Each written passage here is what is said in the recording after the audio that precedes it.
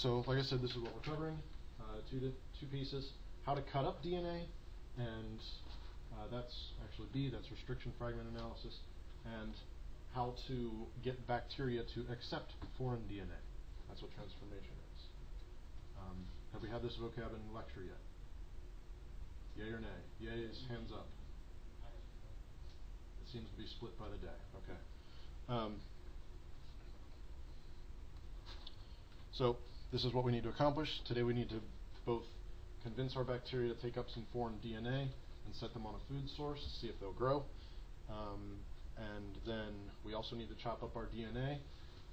Next time we'll actually run the DNA out on a gel to separate the different size pieces of DNA, and we'll analyze the positive, negative results of the transformation, see how many bugs grew, and day 3 we will actually start the next section, but we'll also look at the fully developed gel electrophoresis stains.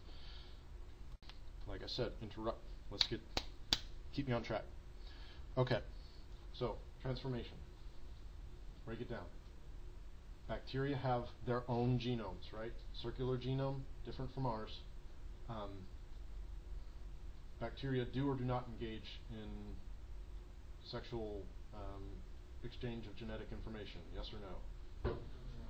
No. No. And as Sam points out, this changes the answer to, well, kinda, they do. Okay? So they have these little things, the little pieces of DNA, also circular, called plasmids. Okay? So it's a vocab word, you're going to need it. Plasmid is what carries the instructions for these individual genes that can confer some selective advantage to another individual, and they can communicate these to each other. So plasmids are the equivalent of bacterial sex.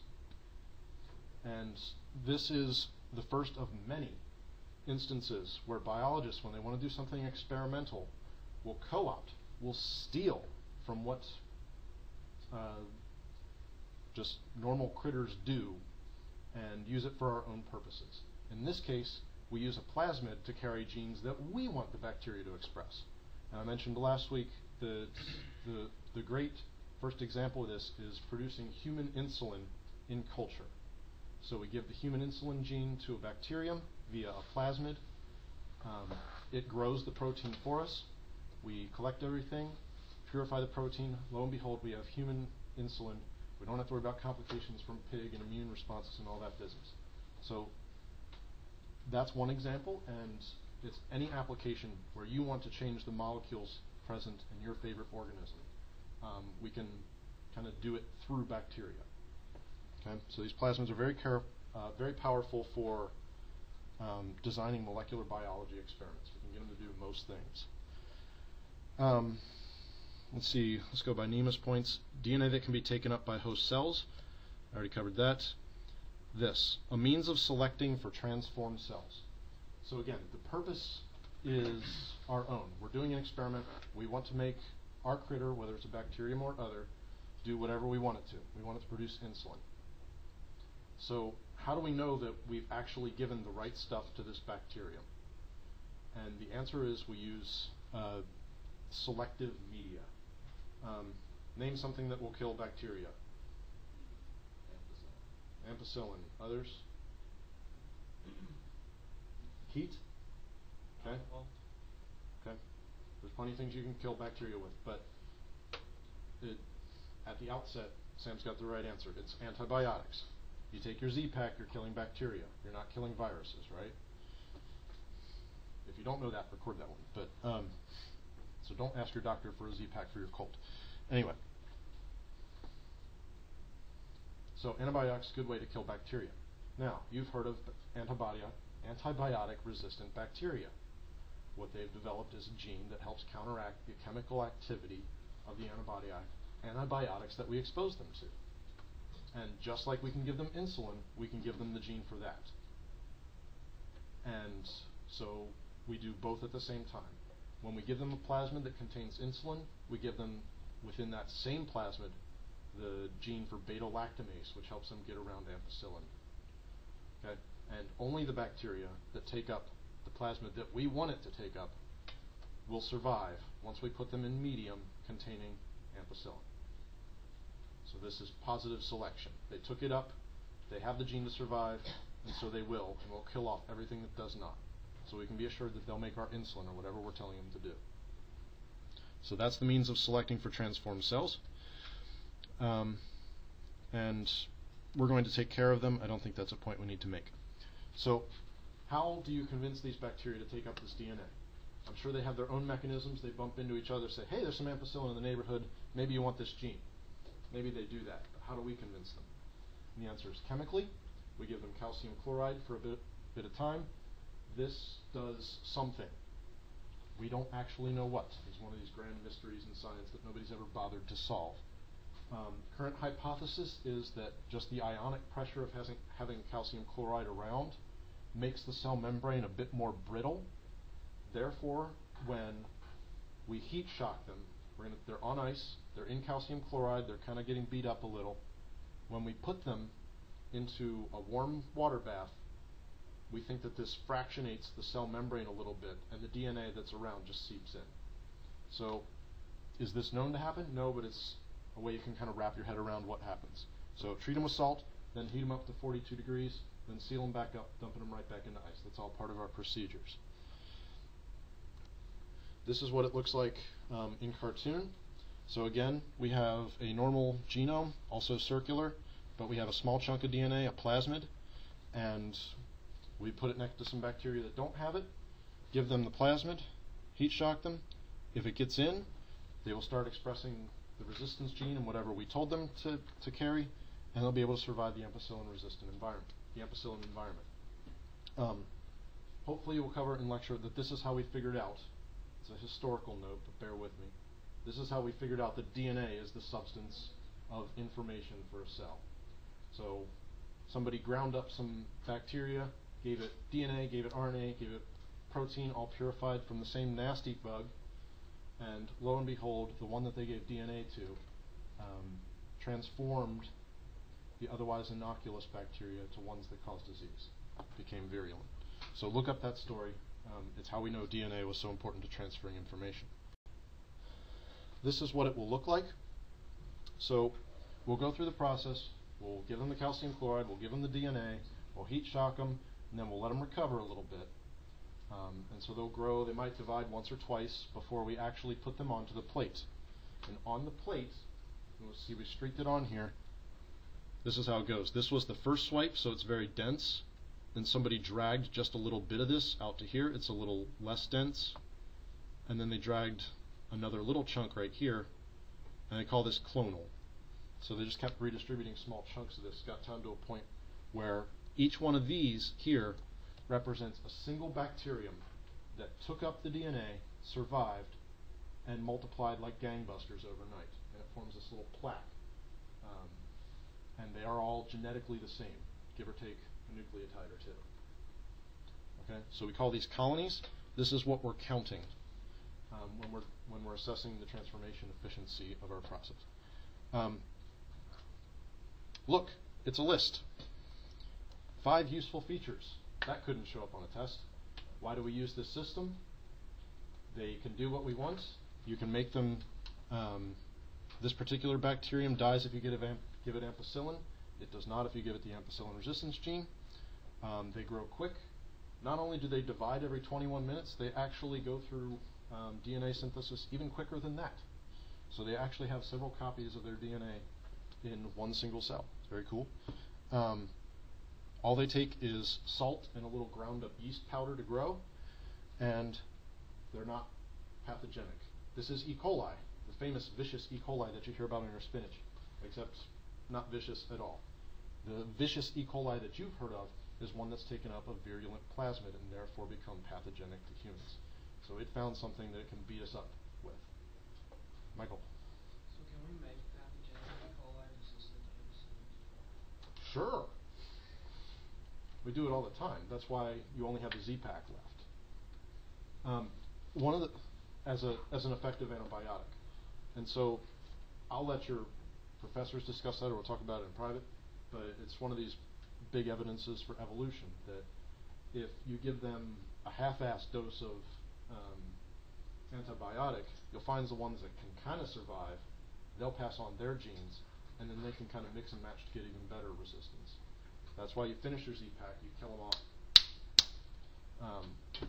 thoroughly, and you don't get any of those kind of able to survive guys hanging out to later evolve into the ones that can really beat the antibiotics.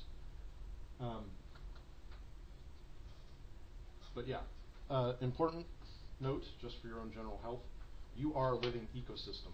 You have E. coli in your gut right now making vitamin K for you. They are good critters. That's how we got them. E. coli is famously named after what? What's it sound like? Escherichia coli. If I'm pronouncing that part correctly. I don't encourage you to focus on the Escherichia part, but the coli sounds like colon. So our famous discoverer reached up his butt and put this on a plate. This is literally where it came from. So, anyway, this is a part of our natural fauna in our gut. They're important to us. When you take an antibiotic, odds are you kill these guys.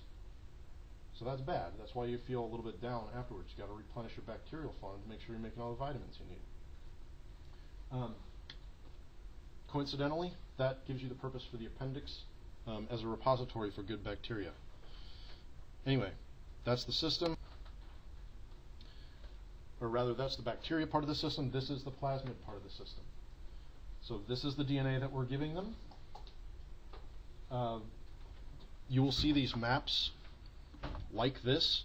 What they show you is a set of restriction sites where each specific restriction enzyme will cut. More on that later. But you'll also see big features in here. So this is the actual sequence that says, go, start making whatever you put into this plasmid. That's something else, but this is typically, the ampicillin gene right here. So that's just hanging out on the bottom part away from the business end. The business end being where we're going to manipulate things for our own molecular biology needs. So I'll point out to you here, just to be explicit, this says 3199 base pairs. 3,199 base pairs. This is not a big chunk of DNA. It is circular. I think I'll skip that point for now. But if I start talking about KB, I mean kilobases. So this is 3.2 kilobases. And if I lob something at you like 700 BP versus 0.7 KB, you need to be able to handle that curveball. Okay. So for this particular vector, for our purposes, it is again small. It does have AMP resistance. It has single sites for these two restriction enzymes, SCA1 and Hindi3, and they are far apart. So there's probably 15 restriction sites in here, but the SCA and the Hindi3, here's the Hindi3 up here. And so SCA1's probably floating somewhere around here. I don't want to look at it right now. Second on the list? No, that's SAC1. Trust me, it's floating somewhere a kb away or so that when we cut with both of these, you're going to release a fragment that's like 1 kb and 2 kb. We'll do the math of that later. But with all that discussion going over your head, remember restriction enzymes are the ones that cut DNA in very specific sequences of DNA. And I'll cover that in the second half. This is what we're doing. We're going to have 4 different plates for each group. We've got 3 groups. On 2 of those plates, you'll be adding DNA. One of them you will be putting onto ampicillin. One of them you will be putting onto a regular feel free to grow kind of plate, so no ampicillin. The other, we're not going to transform with DNA, just with water. And we're going to see if A, they can grow on a nice, healthy, feel free to grow kind of medium, which they should. That's a positive control. And whether or not the ampicillin will kill them because they don't have an AMP resistance gene. So this should be a positive control for the ampicillin effect. If our experimentals work, then they will be able to grow on both plates if we gave them the DNA. So the healthy place, that's still essentially a positive control that you didn't kill the bacteria. Whereas this is the actual only experimental one. If you give them ampicillin, there should be a select few colonies that survive, and you should be able to count them. Okay? So I've given you a matrix of different conditions This looks like a test question. Which one's the positive control? Which one's the negative control? You will review this in the future. This is what it should look like. Again, everybody should grow whether they've got DNA or not on antibiotic-free medium, but if you do not receive DNA like this one, you should be killed by the ampicillin. If you did receive DNA, you should be able to grow into little plaques like this one. When you calculate this, the numbers we calculate the transformation efficiency. What we calculate is the number of plaques you formed per microgram of DNA that you gave them. If this does not make intuitive sense to you, we'll talk about it, but I will not belabor this any further. Okay, so restriction enzymes. Class, where do they come from?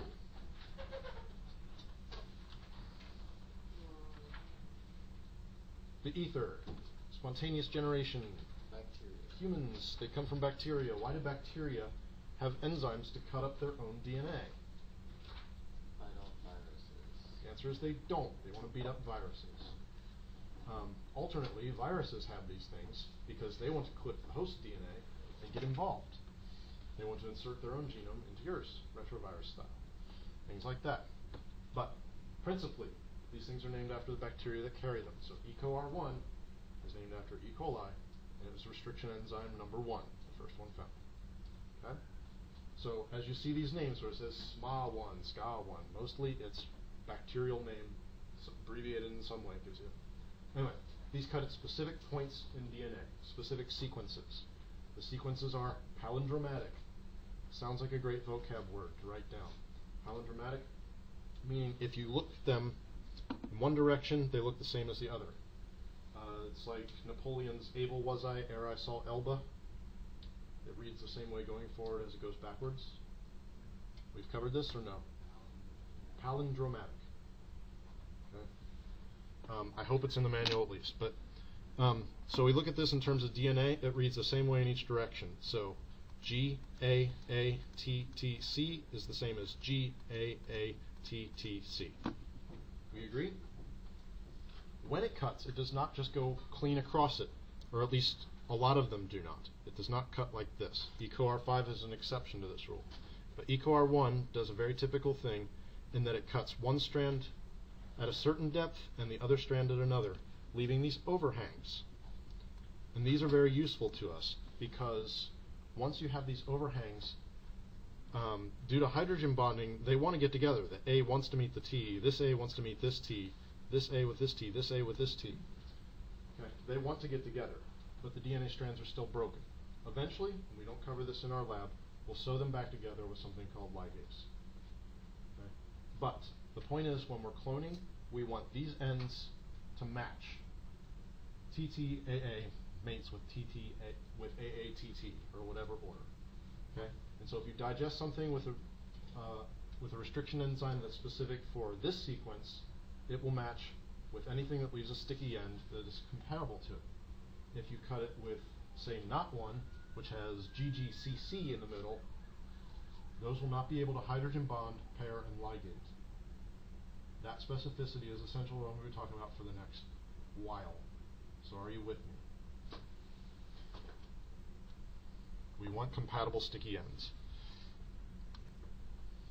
Okay, covered this. I told you we will probably get you on this. Make sure you know everything that goes into the reaction and what amounts. If you give it 50 microliters of 10x buffer for 50 microliters of water, you're not doing it right. 10x means it needs to be 1/10 of the total product. So if you have the total solution. If you have 1 microliter of 10x buffer, you need to be making a total solution of 10 microliters. So do you know your procedural bit? Now, here is my hypothetical, and I'm not going to get to the bottom of all these answers. I'm going to re-record this later. But I want you to look at this problem, take out a sheet of paper, and let's work on it at least a little bit. Okay? So I've projected to you a hypothetical plasmid with hypothetical restriction sites, simplified just by labeling them A, B, C, D. In this case, EcoR1 could be A, and not 1 could be B, and so forth. So what this ends up being is kind of a logical problem. If you cut with A and B, and A is only compatible with A, and B is only compatible with B, how do you insert something, say this hypothetical insulin protein here, into this construct, into this plasmid to get this total construct? And you'll notice it's additive. This is a 4 kb plasmid. I'm inserting a chunk of DNA. Later I'll show you that it's 2.5 kb. So when you make another piece of circular DNA with all of them together, it ends up 6.5. So with these givens, which enzyme or enzymes would you use to cut both pieces of DNA to make compatible sticky ends to actually sew them together? And I'll pause it and we'll see what people say. So we covered that in the silence of the recording, but I don't think that there's anything. Oh, there's one extra problem in there, BC. Why not BC? And I'll leave that for you guys to answer. I just will. See if we can come back to it next time. Those are the answers. So you don't need to wait for me. Actually, sorry, I forgot to put that in there. Now this relates directly to our gel electrophoresis. When you cut it with these restriction enzymes, let's look at this. If you cut with A, and A only, where's it going to cut? Warmer, hotter? Just here. And so, what kind of DNA could we possibly detect? How big? What nature?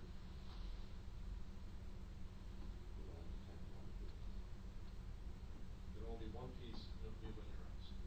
Its length would be the total of all these different lengths that I've given you the measurements for. So it would be 0.7 plus 1.8 is 2.5, plus 3 is 5.5, 6.5 total. Okay? That's a single cut with A. What if you do B? Well, there's actually only one B. It's the same deal. What if you do A and B? You'll cut here and here. Essentially, you'll release your insert. You'll see this length and this length. There's the insulin length and then the vector length. Again, then go through these iterations. If you chop it with D, you're going to cut it up in a bunch of places. If you cut it with D and A, you cut it up into even more. Can you predict the size of the pieces? Those sizes, the sizes of those pieces is what we would detect by electrophoresis. We will run it on a gel, and as these different pieces of DNA get lost in the gel matrix, they'll be retarded, and the smaller pieces will travel faster, the bigger pieces will travel slower. If it's uncut, it will run very funnily, and we'll have to take a look at that to help interpret it. Okay? But that's what we're separating, and once you have those pieces, and you can measure how big they are using the gel, then you analyze, okay, where did it cut, how, and you can work backwards with incomplete information about where these sites are. You can find out where the sites are that way logically. Okay? Those are the kind of problems that we do with this. Moreover, we use it as diagnostic for, did we actually get our inserts into the vector? Okay, because a lot of times you'll try to insert your insulin or whatever it is into the vector, the plasmid that is, and you'll save whatever bacteria grew from it, and lo and behold, it's just the empty vector. That sort of thing happens all the time. So you need to be able to detect which ones actually have your insert in. Those are the answers. Try to solve it first. Okay, so I've just inserted another copy of these slides because I forget what was on the previous discussion, but as promised I will go through what each of these digests, why each of them is a good or a bad approach, and what kind of sizes you'd expect when you cut these things in the next slide. So if this is the given vector again, you'll notice that there are a set of restriction sites. There are 2 Ds, and that becomes very important in the vector, and the order of the restriction enzymes is also important. And then in the insert that we want to put in, there's kind of a host of wrinkles in this system, but you can see A, C, D, B, C, D. There's 2 Cs, there's 2 Ds, and I'll just tell you right now, this one chopping up your insert makes D an unviable option, especially if you're trying to do it directionally. But nobody would mess with doing D at that point. But so let's just go through these individual cases. So why not BC? BC, if you did that, you would open up a nice directional cut here using those two restriction sites, so you could lay it down in there. But if you cut this piece with B and C, you would end up with a cut here, and that would actually cleave off this C and this D, and you would cut here, and that would cleave off A. But the problem is, once you insert it, this B would match with this B here, and as you can see, this is at the end of the construct. The directionality matters. So this B would instead be placed as if it were the beginning of the sequence, and the C would be as if it was the end.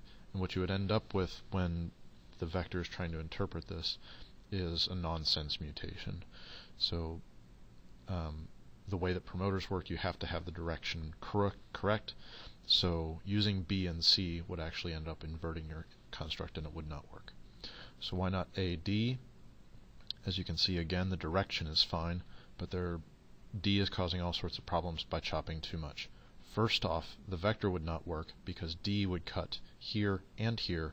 You would get rid of everything in between. You would lose your promoter, and moreover, you would have D on both sides. So A wouldn't even be entering the equation. When you cut this construct, A and D, again, you would cleave in the middle, and therefore you would actually be trying to clone this part. But given that this is D and D on this construct, even though you cut with both enzymes, the A doesn't matter because the D flanks it. When you did the same thing down here, the D and D, you would end up trying to insert this D into this now open space, and you would delete both this part of the insert and this part of the construct, and you'd have a pretty useless bit. Okay, if you do C only, this is actually a viable approach, but it's subject to wrong direction inserts. If you cleave C here in the multi-cloning site, you'll end up with C on one side and C on the other. And if you use that on this construct, again, C would cut here, C would cut here, and it could very well insert C to C, C to C, and be happy and dandy, but it will just as likely flip over and be in the wrong direction again. Okay, that's number 3. So number 4, AC, if you cut here and here, we will eliminate the B site, and that's fine. And you have a nice directionality, so this is a candidate, considering the requirements of the vector. But if you go down here and you cut with A and C, you'll cut A here, but you'll cut C here, and that will cleave off the A sticky end. C will again cleave down here, but what you'll end up with is C to C. And trying to clone C to C into A and C overhangs will not work. The sticky ends must match. If you look at the structure of your restriction enzyme cuts and the sticky ends that are left over, you'll realize that they won't match if they're different restriction enzymes with different sequences. So this is a summary of those for those of you who have access to the PowerPoint, and you can see if those make sense to you. Okay, so the biggest thing for our lab is actually figuring out what size of pieces of DNA a restriction digest should give us. And for that, you need a good map of the distance between the different restriction sites. So I'll just take you through each one of these, point out all the cuts and all the pieces you should expect from that, and we'll see if I get it right. Actually, let's just bring it up over here and see if I get it right. So if you cut with A, you should cut here, and that is the only A site, so you should end up with linear DNA. The whole piece of plasmid is 1 plus 3 plus 1.8 plus 0.7, and that is 6.5 kb. Okay? The same holds true of B. B only cuts in this part of the multi-cloning site. It cuts nowhere else in this construct as I've drawn it. So same thing. Linear gets us to 6.5. From here on out, everything should add up to 6.5, by the way. So A and B, that means you're going to cut here, you're going to cut here, and that represents releasing your insert. So what you would have is the total size of the insert, that's 0.7 plus 1.8 is 2.5, that's this here. And then the backbone, essentially undisturbed, 1 plus 3 is 4. Okay, if you just cut with D, there are multiple places where D is present in this construct, so it's going to cut here before the promoter, here in the middle of the insert, and here again in the multi-cloning site. So 3 cuts means 3 pieces, and what we find is, okay, this D to this D is 0.7 plus 1 is 1.7, it's here. This distance between the cloning site and the unfortunately placed restriction site within the construct, within the insert, gets us to 1.8, and then the rest of the backbone is 3 kb.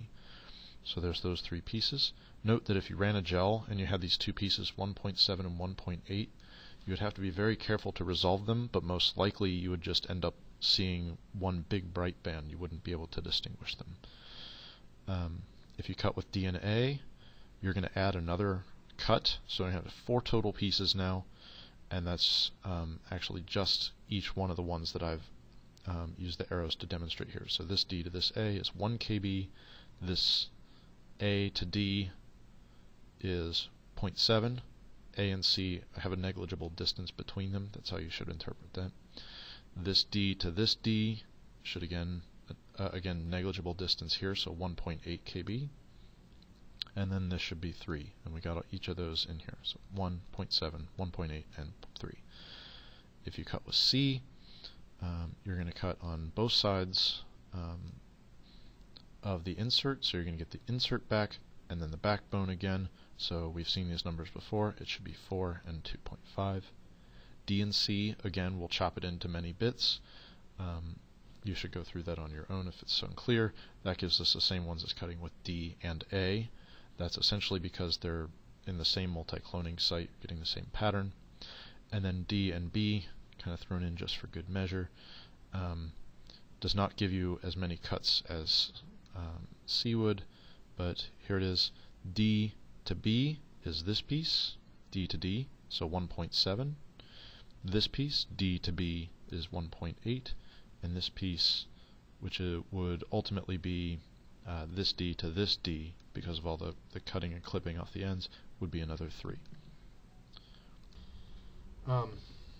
So you see this on CSI all the time. You're perfectly familiar with what gel electrophoresis should look like at the outset. I put this note on here to remind me, run to the roses, which you can't see because of the light at the moment. Run to the roses means the positive electrode is always red, and DNA is negatively charged, therefore an electrical current that runs toward the positive. Wow, what an isolated factoid. Why would Dr. Burns spend the time to write that out for us explicitly? Maybe because we should remember it. DNA is negative because of all the phosphate backbones. It runs toward the positive anode. This is also important for practical purposes. You need to make sure that your gel is pointed in the correct direction such that your DNA will run through the gel and not out this top bit here. You want the gel to run this direction. Okay? This is what it'll look like. This on the side is a standard. So we know what the length of each of these bands is. Typically they're very nice, even numbers. 10 kb, 9 kb, 8 kb, 6 kb, 5, 4, 3, 2.5, 2, 1.5, 1.5, and so forth. So long as we tell you what those actual coordinates are, you should be able to line up your unknown band and say, oh, this is about 7 kb, this is about 9, this is 8 and 6, and be able to analyze what you've done to your DNA from that.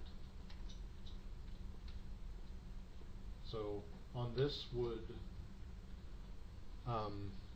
you can see the wells here. So where would the smaller pieces of DNA be, higher or lower? On the count of 3. 1, 2, 3. Smaller pieces of DNA will be lower. They will run faster. So they will travel through more of the gel. Okay, so this is what's most important for our class. That's being able to take a DNA ladder, that's this marker, this standard on the side, measure the distance that a band migrates and be able to tell what the size of an unknown band is. And I've demonstrated what we should have seen in class on this slide. So here, I'll just reiterate, this here on the side is a marker. It has band sizes, I think it's 10, 8, 6, 5, 4, 3 is usually the big one, then 2, 1.5, 1, and 0.5. So these unknowns over here on the side, this pattern here in lane 1 is very typical of uncut vector. Because it's circular, it doesn't actually swim through the gel matrix in a predictable fashion, except that two things can happen. So it can run very quickly because the circular DNA kind of tangles upon itself in supercoils. It can, and therefore runs like it's a smaller molecule. Otherwise, it can uncoil and run very slowly because it ends up being very big relative to the gel matrix. Or there can be a little bit in the middle that actually got cleaved and it'll actually run as if it's been linearized. So linearized is when you cut with a single place, and that kind of shows up here in lane 2. And this shows you that it runs in a nice clean band, and this tells you the actual length relative to the standard. And if you do a double digest and you release a part of the vector, you'll see the smaller piece run quicker and the bigger piece runs slower, and together they should add up to the total length. You'll notice there's a little faint band here in 3 where the vector just wasn't cut completely. Notice that smaller pieces do not run a different length in a linear way, so this much smaller piece ran much further. You might expect, okay, if it's, say, only this much smaller than this piece, then it would run something like this. No, if it's a small piece, it runs much faster, and it's actually logarithmic, and that's important to how you have to plot these things. So modern DNA markers are nice in that they kind of have nice regular intervals, so you should be able to do a pretty intuitive check and say, okay, this piece here lines up very well with this part of the marker, and so it's probably 10, 8, 6, 5, 4 kb long.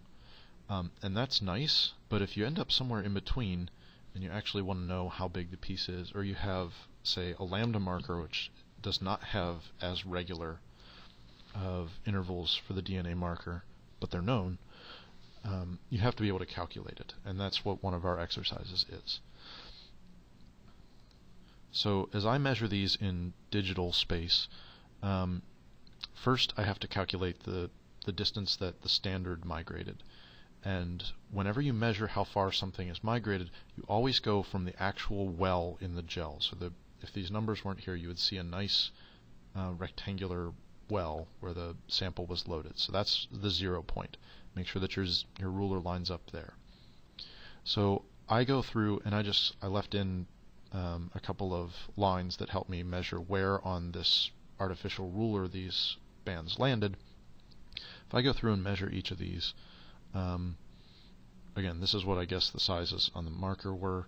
Here are what I measured. So the biggest one migrated about 8.5 millimeters. So that's 1, 2, 3, 4, 5, 6, 7, 8. So right about here is the first one.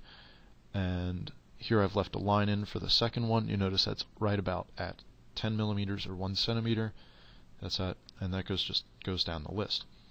I measure the unknowns with these red lines here to be these values. So in lane 2, about 15.5, lane 3, about 18 millimeters migrated, and 39 millimeters migrated.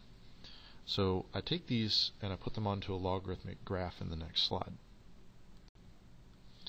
Here they are. So this is the base pairs in length of the known standard. Okay? And so this is the 500, the 1000, the 1500, the 2000, this is 3000, 4000, 5000, then 6, 8, and 10. The logarithmic scale is funny, and there's actually a couple of slides at the end of this where you can practice using the much more unpredictable, or much less regular, rather, lambda standard, and you can try to plot it on the, or at least understand the graph that's shown in that one by yourself. So I measured the unknowns at 15.5 millimeters. So if I look at the intersection of where 15.5 millimeters is, so that's this blue line here, with where it is on the logarithmic graph, I notice that it's, if this is 5500, it's right next to the 6000. So, excuse me, the 4000, because we're going down. And that checks with it just lining up with the standard, so that's great. It's a little bit over, so I called it 4.2 kb. If I look at the second band at 18 millimeters, and I draw the intersections, it should be right between 15 and 20. So here I draw the line over here. It intersects here, right after, let's see, right after the 3.5 line. So I estimated, again, going right makes it smaller, so I estimated at 3.3. And this last bit migrated just under the 1, and that makes sense when you plot the 39 millimeters, which is just under here, comes just in under 1000 here. So I estimate that at 0.9. The different pieces add up to the total, so everything checks out. And again, the intuitive check, did it run next to what we predicted it was based on our calculations, works out well. So these slides are up to you to figure out exactly how the plotting works, and have fun with that.